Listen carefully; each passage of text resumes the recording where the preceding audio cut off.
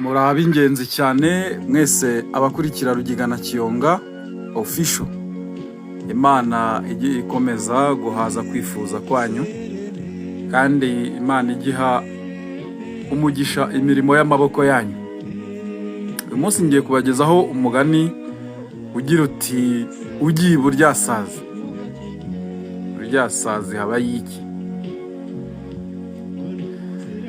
Kera habayeho umukobwa bamushingira iburyasazi. Nyirabukwe agize ngo aramuhereza isazi yatetse, nyiramama wanjye aranga ngo iwabo ntibarya isazi. Bukeye nyirabukwe yenda kabya ashyiramo isazi, arapfundikira atereka ku ziko. Ahamagara umukazana we aramubwira ati, mwana wanjye, ngutwe utuboga twa sobukwe, uramenye ntidushirire, ucanire neza. Nguwo n'umunyu uze gushyiramo, twe tugiye guhinga kure. Nuko nyirabukwe yegura isuka akurikira abahinzi mu murima. Wa mugeni ahera ko yegera iziko aracanira. Isazi zimaze guhwana, igihe cyo gushyiramo umunyu kigeze, awushyiramo. Ageze aho yenda agati akozamo, arigata ngo yumve uko bimeze.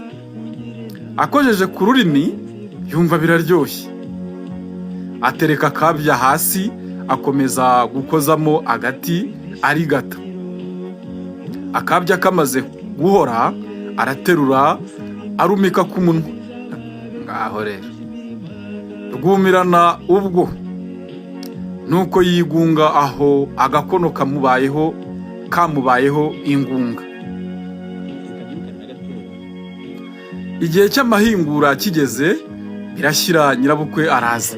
Ageze mu rugo ahamagara umukazana we ati, mbe nyamwari. Undi yitabira mu gakono ngo aho re ishyano bahu, ngwino unture. Nyirabukwe ageze aho yinjira mu nzu asanga agakono kumiye ku mukazana we. Aratangara ati, byakugendekeye bite? Undi abura icyo avuga. Nyirabukwe akamukuraho, aragenda azana izindi sazi arateka, ashyiramo umunyu. Igihe cy'ikaraba kigeze, ntiyirirwa abaza umukazana, amuhereza amazi arakaraba, kuko yari azi ko yavuye ku izima. Nuko ashyiraho ngaho bararya. Ngaho aho umugani wakomotse ngo ugiye iburyasazi azirya mbisi. N'uwo nzi wagiye batarya ihene sha, arahinguye basanga yenda kuzimara.